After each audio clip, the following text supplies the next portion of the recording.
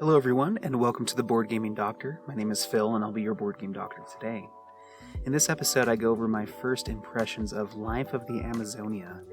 This is a 2023 game designed by Jamie Bloom, art by Sophia Kang, published by Bad Comment Games. This is a game for 1 to 4 players that plays in 60 to 150 minutes. Its complexity weight on Board Game Geek is 2.93 out of 5. Its overall ranking is 1,581 at the time of recording, with an average rating of 8.2 out of 10. As a quick game overview, you are restoring a jungle and placing rescued animals and plants into your own ecosystem, utilizing the mechanisms of bag building, tile placement, and tableau building. The player with the most points at the end of the game wins. To highlight some of the mechanisms and game highlights, first, let's talk about the bag building. In this game, as with many other deck and bag building games, the goal is to improve upon your own starting resources, which include money tokens to buy other tokens, or to take special actions. You also have special food, leaf, and water tokens that help you build out your tableau by purchasing animals as well as cards. The unique thing about this game when it comes to bag building is that this game has you reserving your tokens from turn to turn. You can have a maximum of up to 3 tokens reserved if you progress along that track, which creates more player decisions on what you can accomplish on your turn, in addition to culling your weaker resources with better ones as is done in other games. In addition to this reserve mechanism, you have seeds that act as wild resources, offering even more flexibility to accomplish what you want to. Next, the insect and scenery cards. You have the option to buy insect and scenery cards, the former giving you one-time effects and the latter providing endgame objectives to pursue.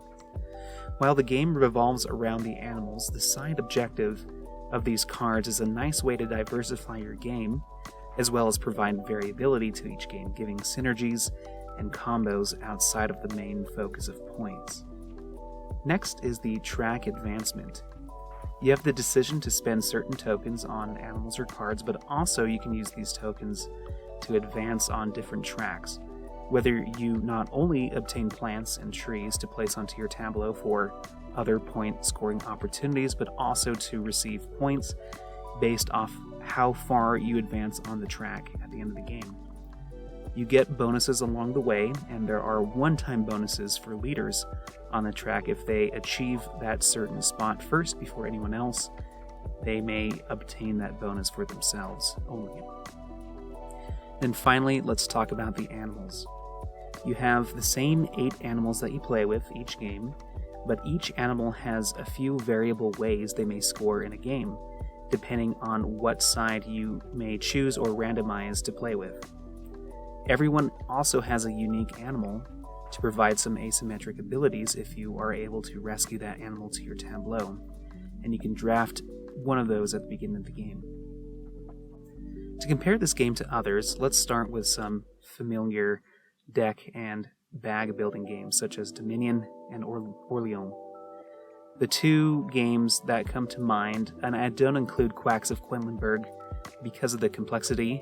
There is obviously the similarity to the bag building mechanism, but for the sake of complexity, it didn't quite fit with my game comparison. Or another popular game, Altiplano, is one that I haven't personally played yet, so I won't compare it to that either. But Life of the Amazonias, I think, fits somewhere in between, in complexity-wise, between Dominion and Orleans, not counting the endless Dominion expansions, which really diversify the mechanisms and ways to play that.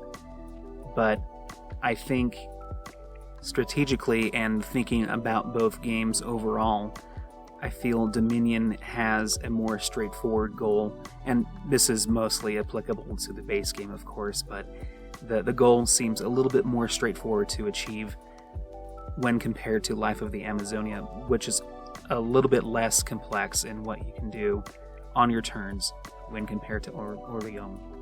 But both games, I think, or all 3 games, kind of have that similar mechanical gameplay of cycling through weak resources at first to upgrade to stronger ones, utilizing the best hand that you've got, or trying to do the best with what you've got to accomplish different goals that may be widespread over the board and what you can do each turn. The next game to compare this to, and one comparison that many people have made, is to Cascadia. In addition to the theme, there are variable ways that you can score based off of the animals that you use, and the animals that you place into your tableau are going to be the same from game to game, but the way that they score is, in and of themselves, somewhat similar, but they are tweaked depending on what side of the card you use to score them with. And so there is a sense of familiarity when you come to knowing that you have these 8 animals, or the 5 or 6 in Cascadia, and they each have a kind of general way that they may score, but the slight alterations and the combinations that you have of those slight alterations make each game feel a little bit more variable from game to game. The next game that I want to compare is Lost Ruins of Arnak. This is another deck builder game, in a sense. It's not as deck building heavy as I would say Dominion is, but I get the same feeling in both Arnak as well as Life of the Amazonia, where you start off with very little and you eventually acquire enough resources or cards to accomplish a lot on your turns, increasing the combination potential from turn to turn.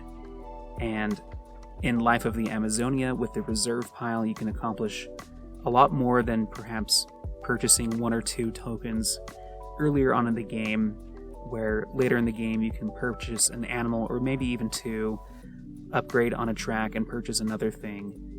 There are a lot of different choices that widen themselves as you play through the game, which kind of felt similar to Arnak, where the purchasing of cards and the advancement into the jungle as well as the research track offered ways to gain more resources to prolong your phase and your round, to make it feel like you're accomplishing something big, even though it may feel like you're doing so from microturn to microturn. But that kind of sense of combination building is, I think, somewhat similar between the two games. Then finally, for my Rosenberg pick, it's obviously difficult to find a Rosenberg game that completely fits with Life of the Amazonia due to its mechanical nature. There aren't any deck-building games from Rosenberg's repertoire.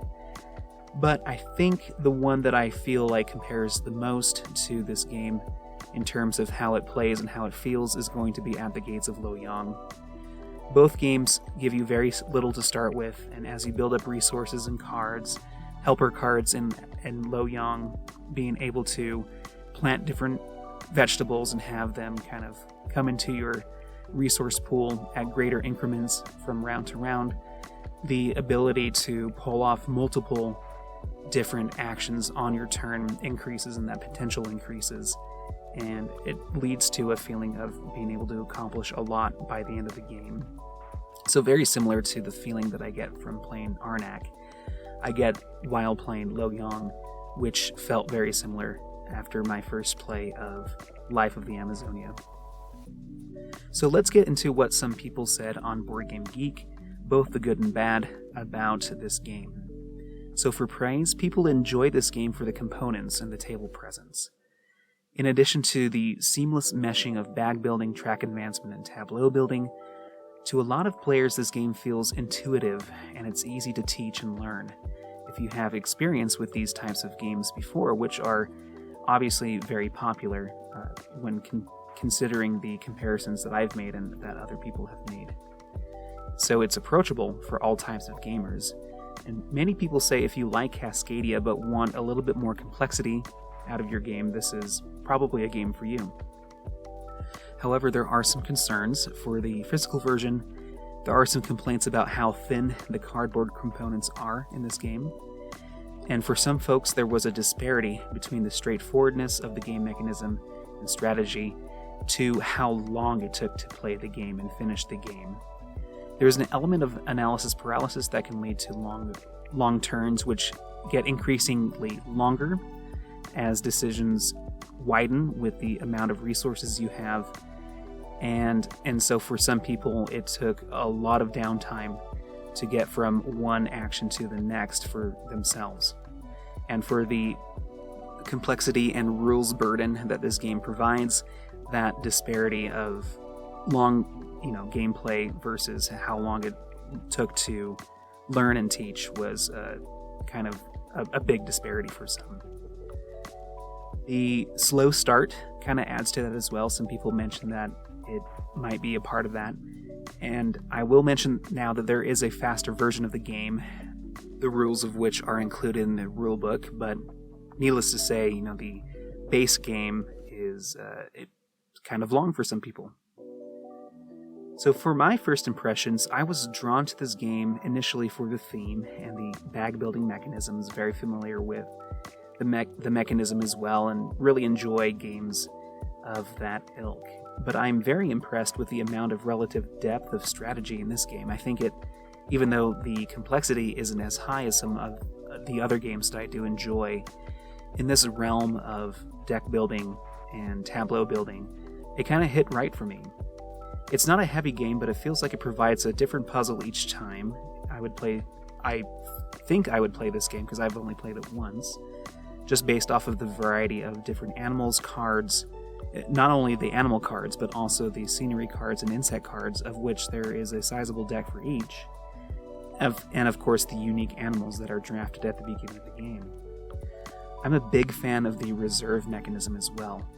It opens up a lot of gameplay to me, where if I can save even a token, or even better 2 or 3 tokens, I know that I can plan ahead and wait for something to pop up from my bag, and having some foresight into what might be popping up in my bag as well, that just opens up a lot of more decisions for me to take.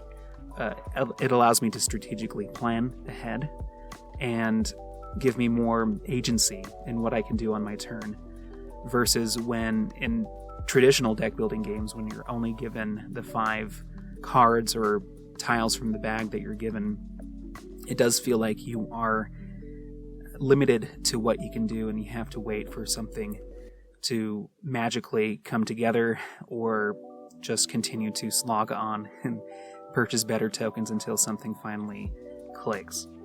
And so I liked the flexibility that the reserve mechanism added to this game. To me, this is my new bar for what a medium-weight bag-building tableau builder should feel like. I really like Dominion as a card-based deck builder.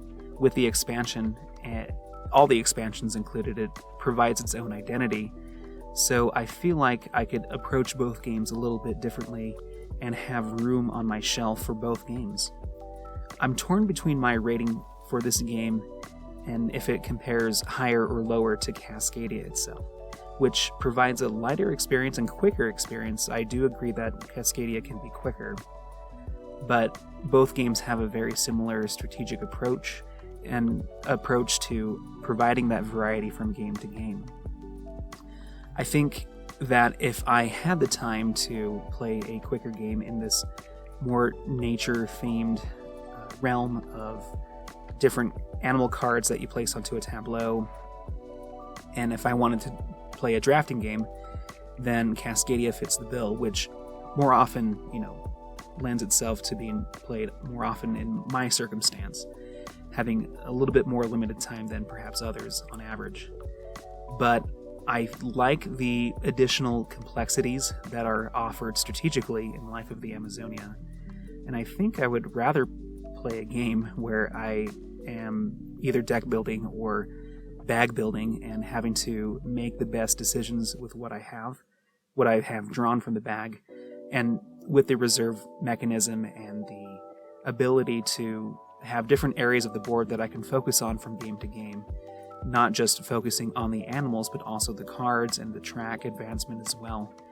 I like the strategic opportunities of Life of the Amazonia to provide some variability strategically from game to game. And so if I had a little bit more time in a game night, I think I would rather pull out Life of the Amazonia first, and if we were a little bit more crunched for time, then Cascadia would come out. Both are excellent games. I could realistically see both games fitting on my shelf as well, but I think for me, I would rather turn towards Life of the Amazonia, which like I mentioned before, sets a new bar for me for what I'm looking for with this combination of mechanisms and theme and playtime. So those are my first impressions of Life of the Amazonia. Thanks for consulting with me and sticking around this far. If you haven't checked out my solo rules teach and quick playthrough of the last 5 rounds of my first game of Life of the Amazonia, feel free to check it out on the channel as well. But I hope you schedule an appointment with me real soon, and I'll catch you on the next one. Take care.